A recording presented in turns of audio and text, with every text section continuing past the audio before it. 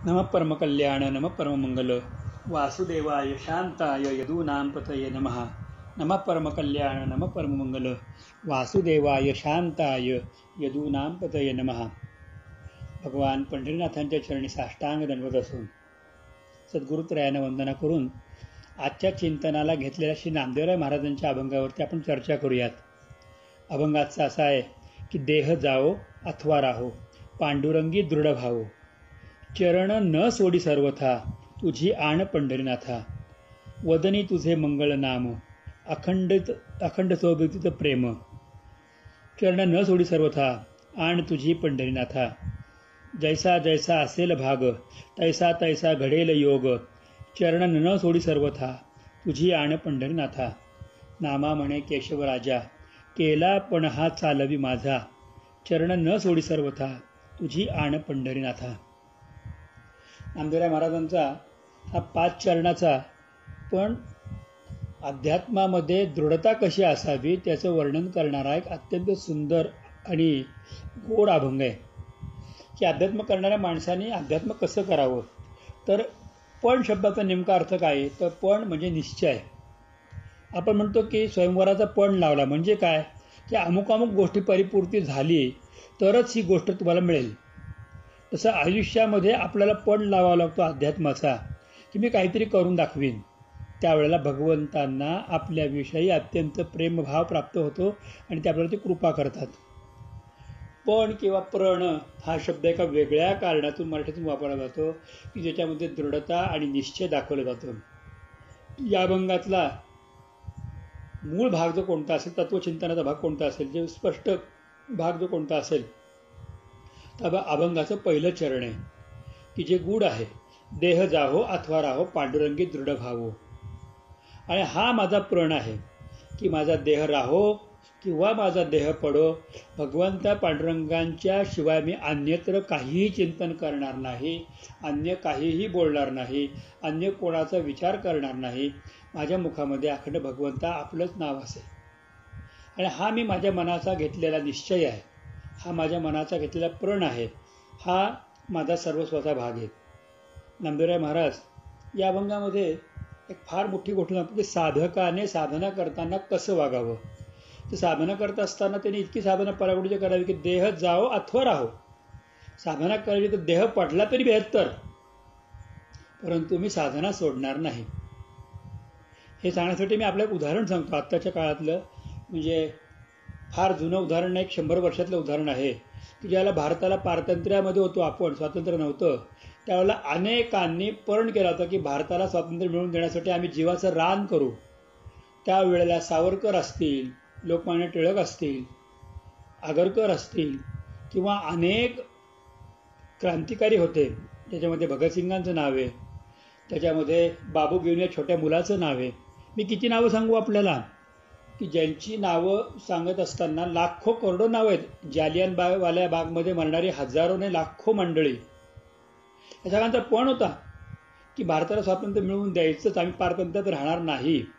मुठभर लोक आमच्यावरती राज्य करतायत आणि त्यांना मदत दुर्दैवाने आमच्यातली लोक करत आहेत. आले होते किती इंग्रज, तर आले होते जेमतेम 100, पण त्यांना मदत करणारे कोण होते, आपले भारतीय होते. त्यांच्या विरुद्ध ते उभे राहिले.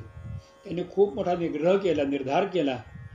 महात्मा गांधी दांडी यात्रा काढली, दांडी यात्रेनिमित्ताने चले जाओची चळवळ सांगितली आणि मुठभर मीठ उचलून त्यांनी पाठीवरती काठ्या खाऊन पण ते निर्धार व्यक्त केला की ब्रिटिशांना भारतातून जावंच लागेल.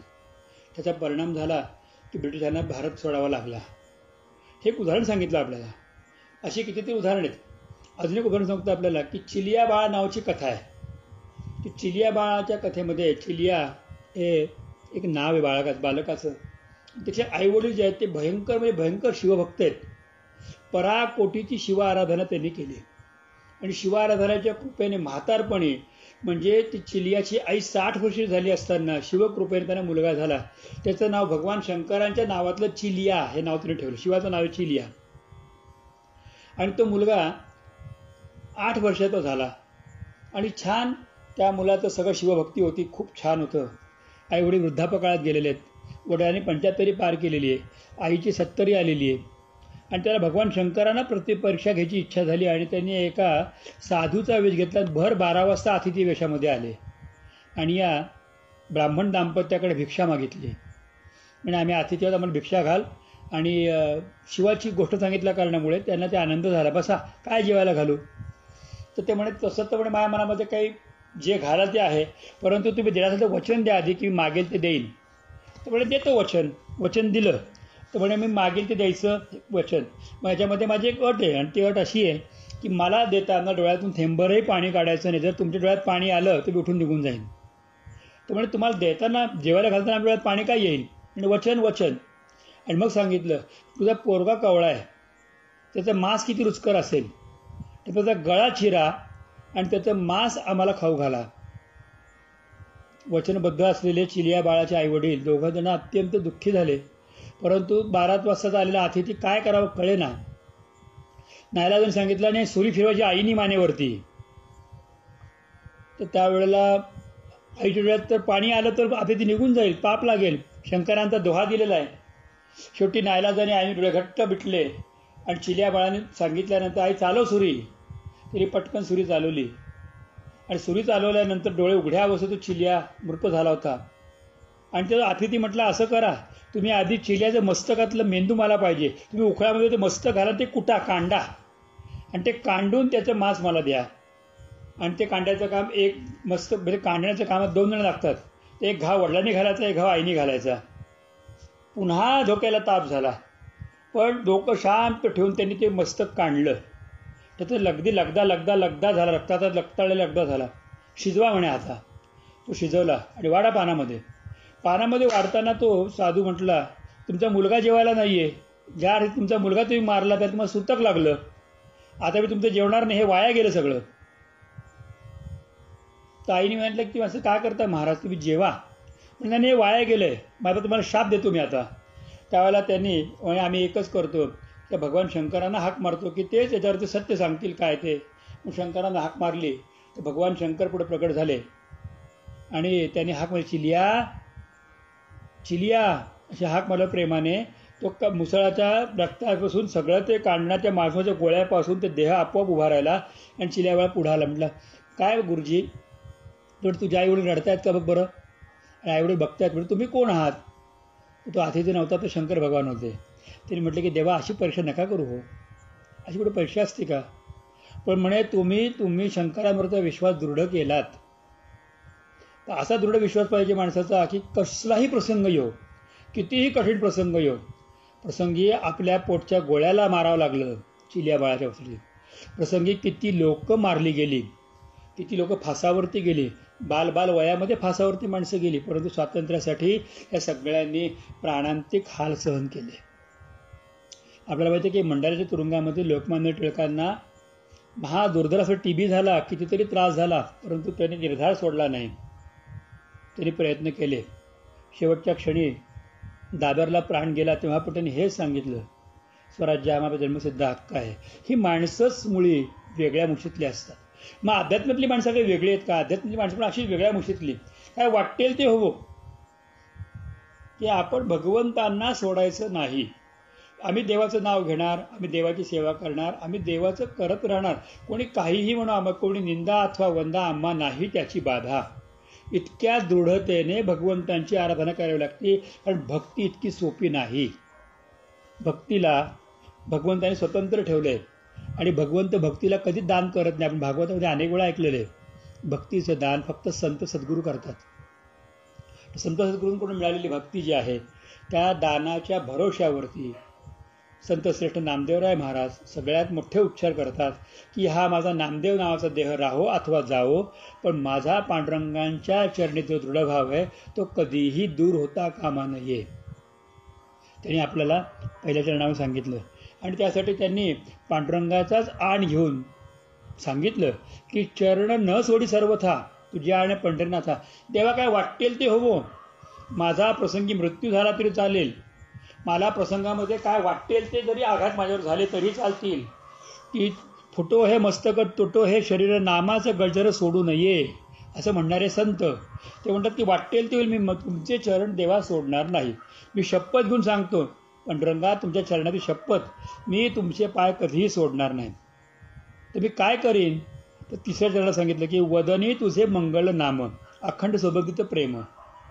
मी माझ्या मुखामध्ये तुझ्या मंगल नामाचा उच्चार सदैव करतो. मी एक क्षणभर सुद्धा तुझ्या मंगल नामाला वंचित होणार नाही. विठ्ठल गुणनिधी, विठ्ठल सर्वसिद्धी, लागली समाधी विठ्ठल नामे, किंवा विठ्ठल मंगळ आहे. सगळ्या आधी प्रथम विठ्ठलाचं नाव घ्यायचं, ते मी कधीच सोडणार नाही. माझ्या वदनामध्ये म्हणजे माझ्या वैखरी वाणीमध्ये हे विठ्ठल नाम, हे विठ्ठल चिंतन, मुखामध्ये सारखं विठ्ठल विठ्ठल गजरी यावगी. आता हा जो आनंद आहे हा मी सोडणार नाही. तर मी ते घेत राहीन आणि अखंड सद्वदित प्रेम. याच्यामध्ये बाकी त्यांनी फार सांगितलं की मी सगळ्यांवर प्रेम करीन, म्हणजे सगळ्यामध्ये विठ्ठलावरती विठ्ठल बघीन. आणि दुसऱ्याच्या सांगतात की भगवंता, अखंड सदोदित प्रेम मी तुझ्यावरती करीन. माझ्या मुखातून कधीच हे नाम बाहेर पडणार नाही, दुसरं काही शब्द उच्चारला जाणार नाही. ज्याप्रमाणे माई विण बाळ क्षणभरी न राहे, न देखता होय कासाविस, अनंत उदंड बुझाविती तरी छंद त्या अंतरी माऊलीचा. तसं का भगवंता वाचून दुसरा छंदच नाही. आणि हे सांगत असताना चौथ्या चरणामध्ये बाकी फार मोठी गोष्ट नामदेवराय महाराज सांगून जातात. हे चरण यातल्यातलं अतिशय गोपनीय चिंतनीय आहे. नामदेवराय महाराज म्हणतात की जैसा तैसा असेल भाग, तैसा तैसा घडेल योग. मला माहिती नाही की माझं आज नामदेव नाव आहे, पण माझ्या आधी किती पूर्वजन्म झाले आहेत, या पूर्वजन्मामध्ये मी काय काय चांगली कृत्य केली आहेत, काय वाईट कृत्य केली आहेत, काय चुकलंय, काय बरोबर आहे, ह्याचं मला काहीही माहिती नाही. पण एक गोष्ट खरी देवा, की जी जी कृती केली, जे जे कर्म केलं ते कधी ना कधीतरी भोगावं लागतं, फेडावं लागतं, ते करावंच लागतं. एक सिद्धांत आहे की पाप फेडावं लागतं आणि पुण्य भोगावं लागतं. तर माझं जे काय असेल भाग तो मी फेडीन. दुःखाचा भाग असेल तो मी भोगीन, सुखाचा भाग असेल तर तो मी तुझ्या चरणी अर्पण करील. आणि त्याला पुढे जाऊन सांगतो की तैसा तैसा घडेल योग. माझ्या नशिबात जसा योग असेल, जे लिहिलेलं आहे ते घडू देत. असं आहे की आयुष्य सुकर असतं असं आहे का? अजिबात नाही. हे कळण्यासाठी मी तुला एक उदाहरण सांगतो. संत श्रेष्ठ एकनाथ महाराजांचं. एकनाथ महाराजांनी प्रपंच संसार हा करत असताना आपण एक थोडक्यामध्ये एकनाथ महाराजांचं चरित्र पाहूयात. महत्त्वाच्या 4-5 गोष्टी. जन्माला आले, दुर्दैवाने आईवडिलांचा मृत्यू झाला, आजोबांनी वाढवलं. आजोबांच्या हाताखाली वाढत असताना 6व्या वर्षी आजोबांनी मुंज लावून दिली आणि गुरुगृही पाठवलं. गुरुच्याकडे गेले. गुरु भिक्षा मागायची कशी, पोट भरायचं कसे शिकवायला लागले. ते पटेना, काहीतरी वेगळं पाहिजे. एक दिवशी ध्यानस्थ बसले सूर्यनारायणाच्या मंदिरामध्ये आणि सूर्याचं ध्यान करता करता इतकं सूर्य ध्यान झालं की त्यांना सगळं सगळं सगळं विसरले, बाह्यस्मृती गेली. आणि मग आजोबा शोधायला लागले. 3 दिवस 3 रात्र ते सूर्याचं ध्यान करत बसले होते. तिसऱ्या दिवशी सूर्यनारायणाने त्यांना साक्षात अंतरंगात दर्शन दिलं. दर्शन देऊन सांगितलं की तुझं कार्य वेगळं आहे, तुला अध्यात्माचा दिवा जगात लावायचा आहे. तुझ्या पणजोबांनी भानुदास महाराजांनी जे काम केले ते तुला करायचं आहे. तेही पण माझे उपासक होते, त्यांचं नाव होतं भानुदास, सूर्याचे दास. त्यांनी जे काम केलं ते तुलाही करायचं आहे आणि तुला गुरु मिळेल आणि तू जा, देवगिरीच्या किल्ल्यावर जा. एवढं सांगून सूर्यनारायण आदर्श झाले. 8व्या वर्षी देवगिरीचा किल्ला पकडला. देवगिरीच्या किल्ल्यावरती किल्लेदार असलेले जनार्दन स्वामी त्यांना बघितलं तर जनार्दन स्वामींचं वैशिष्ट्य काय होतं, ते ग्रस्ताश्रमी आणि ते एका राजाचे किल्लेदार म्हणून काम करत आहेत. पण तिथून उभे राहिले, तुझं माझ्याकडे काय काम आहे? म्हणजे अध्यात्मासाठी मी तुमच्याकडे आलो आहे. जनार्दन स्वामींनी पण परीक्षा कमी नाही घेतली, 12 वर्ष परीक्षा घेतली. एक परीक्षेचा हिशोब शोधायला लावला. सगळं केलं. जनार्दन स्वामींनी दत्तकृपा घडवून आणली, खूप सिद्ध केलं. आणि सगळ्या याच्यामध्ये असे झाले संत की ज्यांनी वयाच्या 17व्या वर्षी सूर्यनारायणाला बघितलं होतं, श्री हरी परमात्म्याला बघितलं होतं, भगवान शंकरांना बघितलं, भगवान दत्तात्रयानं बघितलं, आपल्या सद्गुरूंना बघितलं. इतके दिव्य दिव्य दर्शनं घेतली. दिव्य दर्शन घेतल्यानंतर भगवंताने आज्ञा केली, गृहस्थाश्रमात जा. मग गिरिजा देवींशी त्यांनी विवाह केला. गृहस्थाश्रमात गेले. अत्यंत शांत स्वच्छ जीवन जगत असताना 2 मुलं झाली, एक मुलगा एक मुलगी. माझ्या माहितीप्रमाणे आपला चालला विषय, जैसे तैसा असेल भाग, तैसा तैसा घडेल योग. दुर्दैवाची गोष्ट अशी की मुलीचा नवरा जावई कामात गेला. त्याला व्यसन लागलं दारूचं त्या काळी, आणि तो व्यसनी झाला, सगळं विसरला. शेवटी प्रयत्नपूर्वक जावयाला घरी आणलं. जावयाचा मान देता देता देता भयंकर प्रयत्नाने त्याला सन्मार्गावरती आणलं, व्यसनातून त्याला सोडवलं. दारामध्ये श्रीखंड्या होता, दारामध्ये दत्तात्रय भगवान द्वारपाल होते, पण देवाला नाही सांगितलं माझं दुःख दूर कर. जसा योग आहे तसं घडायचं आहे. तरी प्रयत्न केला, आपल्या जावयाला खूप शिकवलं आणि सगळ्यातनं बाहेर काढलं. जरा जावया सुधारतोय तो पण मुलगा बिघडला. हरिपंडित, त्याला राग आला. संस्कृतमध्ये मराठीत काय बोलतायत, हरिपंडित काशीला गेला.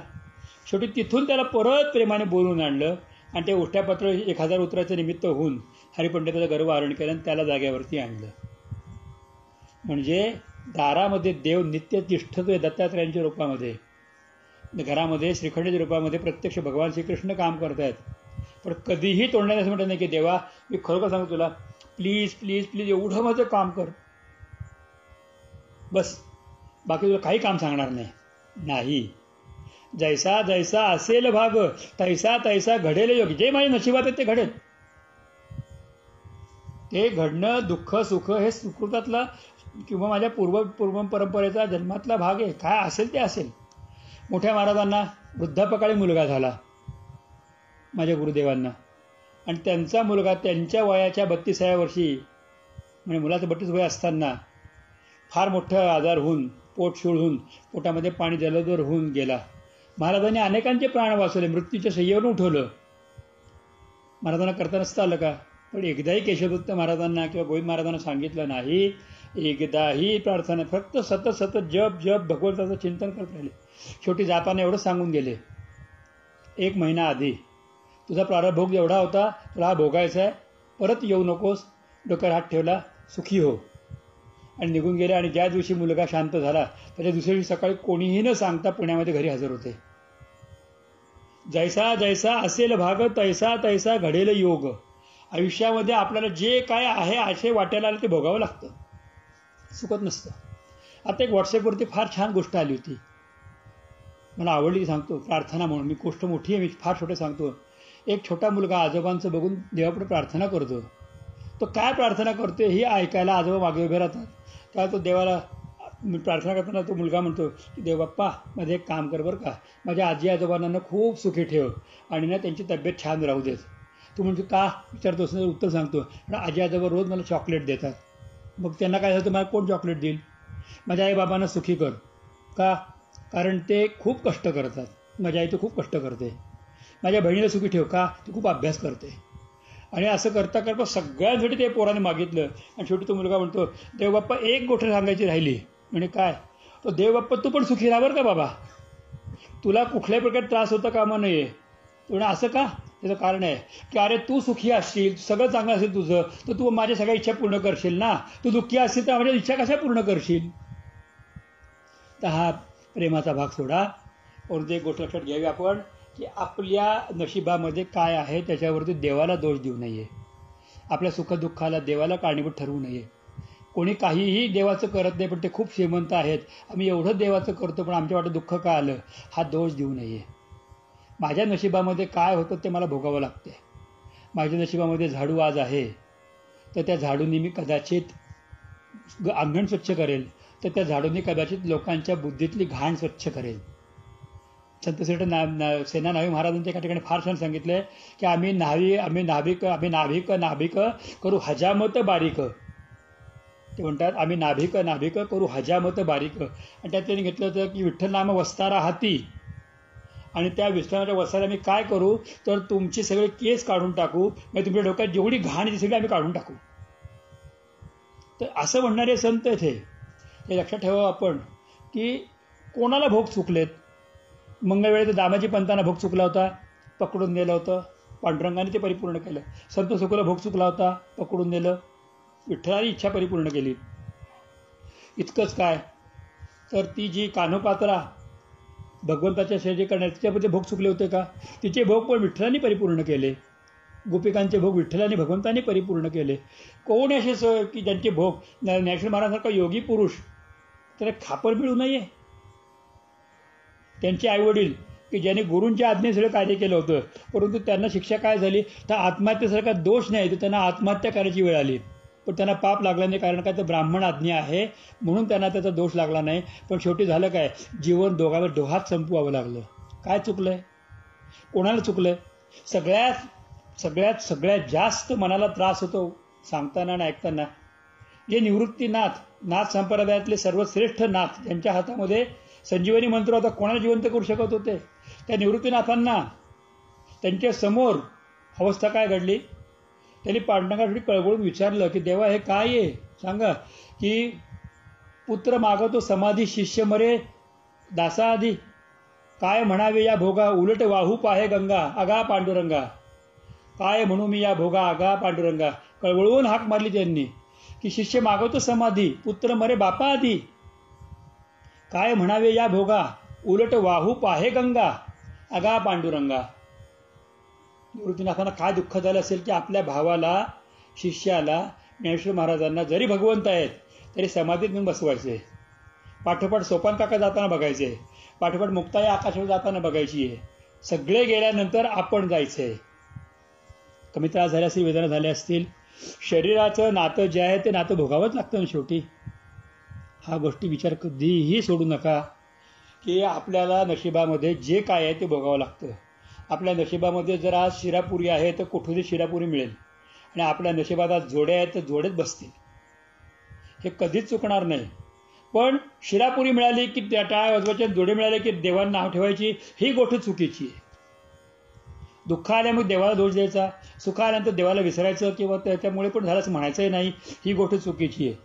म्हणून चौथ्या चरणामध्ये सगळ्यात मोठं महत्त्वाचं विधान नामदेवराय महाराजांना केलं विधान त्यांनी केलं. ते म्हटले, जैसा तैसा असेल भाग, माझ्या नशिबामधला जो भाग असेल तो भाग मी तुझ्या नामाचा उच्चार करता करता सहन करील, तैसा तैसा घडेल योग. कोणालाही ते चुकलेलं नाही. अहो मला एक सांगतो, सगळ्यात मोठी गोष्ट, भगवान राम देव होते ना, पण वाल्मिकींनी लिहून ठेवलेलं रामायण त्यांना वागावं लागलं ना. पित्याचा वियोग झाला, वनवास घडला, पत्नी वियोग झाला आणि सोडून आणली पत्नीला, पण त्याच्यानंतर जरा संसार सुरू झाला की पुन्हा पत्नीचा कायमस्वरूपी वियोग झाला. मला सांगतो की 11,000 वर्ष राज्य करणारा प्रभू राम, त्यांच्या आयुष्याच्या त्यांच्या वयाच्या 42व्या वर्षी त्यांची पत्नी जमिनीत गेली होती. 42व्या वर्षापासून 11,000 वर्षापर्यंत काय केलं असे विचार करा. वनामध्ये गेले तेव्हा विचित्र पण घातला होता, तापस बेश बेशेष उदासी, 14 वर्ष राम बनवासी. बायको बरोबर डाव्या मांडे हातावरती झोपतीये, परंतु तापस बेश बेशेष उदासीन व्रत घेतले. पत्नी जवळ असूनही कधीही भोग भोगायचा नाही, उपभोगाचं नाव घ्यायचं नाही, शिजवलेलं अन्न खायचं नाही. कमी त्रास झाला असेल. श्रीकृष्णांच्या बाबतीमध्ये जो परमात्मा आहे, तो परमात्मा जन्माला आला कारागृहामध्ये, आणि ज्यांनी डोक्याला ताप दिलाय तो कंस राजा. नंतर जाऊन पोचले गोकुळात. गेल्यानंतर काय झालं, तिथे सुद्धा 12 वर्ष गाईच्या मागे धाव, हे काम कर ते काम कर, याचं काम करते, ते तर सगळी गेली. त्याच्यानंतर इकडे आले, गुरु गोष्टी आश्रमी शिकले, थोडंसं पुढं झालं, जरा काय झालं तर मागे लगेच राजकारण लागलं, जरा संदाची कटकट झाली. त्यातून सुटकापर्यंत द्वारका तयार झाली. द्वारकेमध्ये गेल्यानंतर 16,108 बायका मिळाल्या, पण तिथं राहायला मिळालं का त्यांच्या बरोबरीने. द्वारकेचा राणा पांडवा घरी, संतांचं वचन आहे, कायम लोक संतांसाठी करत राहिले. शेवटी पोटच्या पोरांना दिव्य ज्ञान मृगराजाच्या कथेमध्ये दिलं होतं, पण तरी पोरं विसरली, आणि पोराने हा बाप मरून जाईल तर आमच्यासाठी ठेवलं काय म्हणून दोष दिले. आणि शेवटी आपल्या डोळ्यासमोर 56 कोटी यादव मरताना पाहिले. कोणाला कर्म चुकलंय, कोणाला दोष चुकले. लोक देवाला दोष पटकन देतात, कारण देव बोलत नाही. देवाला दोष देऊन टाकतात की याच्यामुळे असं झालं, देवाने आमचं काही भलं केलं नाही, मी एवढी गोळमाळांनी सेवा करतो, मग माझ्या वाट्याला हे का आलं. गोळमाळांनी सेवा तू आत्ता करतोयस, तुझ्या वाट्याचं सुख दुःख तू पूर्वी करून ठेवलं ते आता भोगणार आहेस पुढे. हा विचार केला तर काय, हे चिंतन कुठे जातं. केशवदत्त महाराज एवढे समर्थ की ज्यांनी भिंतीवरती कृष्णदर्शन लोकांना घडवलं, आणि भिंतीवरती भिवंडीतल्या एका माऊलीला तिचा पती जो हिमालयामध्ये तपस्या करत दाखवला होता भिंतीवरती. त्या केशवदत्त महाराजांना शेवटी गंडमुळाचा त्रास झाला, म्हणजे फूड पाईपचा कॅन्सर झाला होता, अन्ननलिकेचा कॅन्सर झाला होता आणि शेवटी ते 3 वर्ष तिने अत्यंत वेदनेत काढले. प्रवचनामध्ये ते पुन्हा एकदा प्रवचन सुरू झालं की सगळं विसरायचे, प्रवचन करायचे. असं कोण आहे की ज्याला त्याचे मागचे प्रारब्धातले भोग भोगावे लागले नाहीत? आजपर्यंत जन्माला आलेल्या या ब्रह्मांडामध्ये जर 100 जण जन्माला आले आपण गृहीत धरलं तर 100 जणांना आपले प्रारब्ध भोग भोगावे लागलेले आहेत. तो देव असो, मनुष्य असो, यक्ष असो, गंधर्व असो, किन्नर असो, सर्प असो किंवा कोणीही असो. मग हे आहे तर मग रडायचं का? हे सुखदुःखाचे भोग भोगायचे मग रडायचं का? मग रडण्यापेक्षा हे भोग भोगण्यासाठी शक्ती कोण देणार आहे? ते भगवान पांडुरंग देईल. त्या पांडुरंगाचं मंगल मुखामध्ये का असू नये? त्या मंगल नावाचं चिंतन का करू नये? म्हणून नामदेवराय महाराज म्हणतात की वदनी तुझे मंगल नाम, अखंड सदोदित प्रेम, जैसा तैसा असेल भाग, तैसा तैसा घडेल योग. हा अध्यात्माचा निर्धार आहे. बरं, जोपर्यंत एवढा निर्धार होत नाही तोपर्यंत अध्यात्म आपल्या हातून घडत नाही. आणि हा निर्धार तर केला, पण हा माझा अहंकार होऊ नये, हा माझा अभिमान होऊ नये, हा माझा इगो होऊ नये, त्याची प्रार्थना 5व्या चरणामध्ये करतात. एक गंमत सांगतो आपल्याला की 6 सेकंदामध्ये इनो घेतलं तर आजीर्ण दूर होतं. 6 सेकंदामध्ये इनो घेतलं तर आजीर्ण दूर होतं, ॲसिडिटी दूर होती. खरं खोटं ते माहिती नाही, असं म्हणतात, जाहिरातीतून सांगतात. पण 6 सेकंदामध्ये इगो जर आला तर कायमची सगळी माणसं तुटतात आपल्यापासून. म्हणजे 6 सेकंदामध्ये इनो दूर करतो का नाही माहिती नाही, पण इगो बाकी आपल्याला 6 सेकंदामध्ये होत्याचं नव्हतं करून टाकतो. तर हा माझा अहंकार ठरू नये, तर ही माझी लीनता असावी, पांडुरंगांच्या चरणी विनंती असावी. म्हणून नामदेवराय महाराज अभंगाच्या शेवटच्या चरणामध्ये पांडुरंगाला विनंती करतात की नामा म्हणे केशवराजा, हे भगवंता, हे पांडुरंगा, प्रार्थना एवढीच आहे की केला पण हा चालवी माझा. मी जो निश्चय केलाय, जो निर्धार केलाय, हा माझा निश्चय शेवटचा श्वास असेपर्यंत अखंड राहू देत. याच्यापासून मी यत्किंचितही बाजूला कधीही होता कामा नये. एवढी बाकी तुला प्रार्थना करतो की तू माझा हा पण चालव, त्याच्यापासून मला वंचित करू नको. एका ठिकाणी तुकोबारा पण म्हणतात की तुका म्हणे पांडुरंगे इंद्रिय जाऊ देती भंगा. तसं इथं म्हणतात की नामा म्हणे केशवराजा, केला पण हा चालावी माझा. मी जो पण केलेला आहे, तुझं अखंड मुखात नाव असावं, तुझं सगळ्या जगावर मी प्रेम करावं, तुझ्या चरणाला कधीही सोडू नये, पांडुरंगाचा दृढभाव असावा. जसं माझ्या नशिबामध्ये असेल तुम्ही भोगावं, आणि भोगत असताना पण कुठल्या प्रकारे उद्विग्न नसावं. प्रेमाने आणि जे काही दिले भगवंतानी माझ्या वाट्याला आलेलं आहे ते वाट्याला भगवंतानी दिलेलं आहे असं समजून मी त्याच्यावरती पण प्रेम करावं आणि त्याच्यातूनही पुढं व्हावं. कारण प्रत्येक घडणाऱ्या गोष्टीमध्ये काहीतरी देवाची इच्छा आहे आणि काहीतरी चांगलं माझ्यासाठी घडवण्यासाठी देवानी हे केलेलं आहे. हा माझ्या मनातला जो दृढभाव आहे, हा दृढभाव कधीही दूर होऊ देऊ नको. आणि पांडुरंगा तुझं नाम मुखातून कधीही जाऊ देऊ नको. हा जो मी पण केलेला आहे, हा पण तू चालव, म्हणजे माझा परिपूर्ण कर. या पणापासून मला च्युत करू नको. तेवढा बाकी एक कर की तू आतमध्ये बस, तुम्ही बैसोनी अंतरी, आणि मज जागवा निर्धारी. निर्धारपूर्वक जागवा आणि मला सतत सतत सतत या प्रेमाचा, भक्तीचा, चिंतनाचा, जय जयकाराचा, तुझ्या नामाचा आनंद मिळू देत. या प्रसंगामध्ये माझ्या सद्गुरुनाथांनी प्रार्थना करून, विनंती करून, सद्गुरू पांडुरंगाला मी एवढीच विनंती करतो की शेवटचा श्वास सोडेपर्यंत माझ्या मुखामध्ये अखंड आपलं नाव असावं, आपलं कार्य करता करता देह पडावा आणि आपलं चिंतन करत करतच मी सदैव प्रत्येक क्षण घालवावा. ही विनंती सद्गुरू पांडुरंगाला करून, माझ्या सद्गुरुनाथांना करून या अभंगाचं चिंतन इथं परिपूर्ण करतो. गोपाल कृष्ण भगवान की जय. तसं कृष्णार्पणमस्तु. कुंडलिका वरदे हरी विठ्ठल. श्री ज्ञानदेव तुकाराम, श्री पंढरीनाथ भगवान की जय. माऊली ज्ञानेश्वर महाराज की जय. श्री गुरु गोविंद महाराज की जय. श्री सद्गुरु केशवदत्त महाराज की जय. माऊली सद्गुरुनाथ भगवान की जय. माऊली नामदेव महाराज की जय. सर्व संतन की जय. पांडुरंग रुक्मिणी भगवान की जय.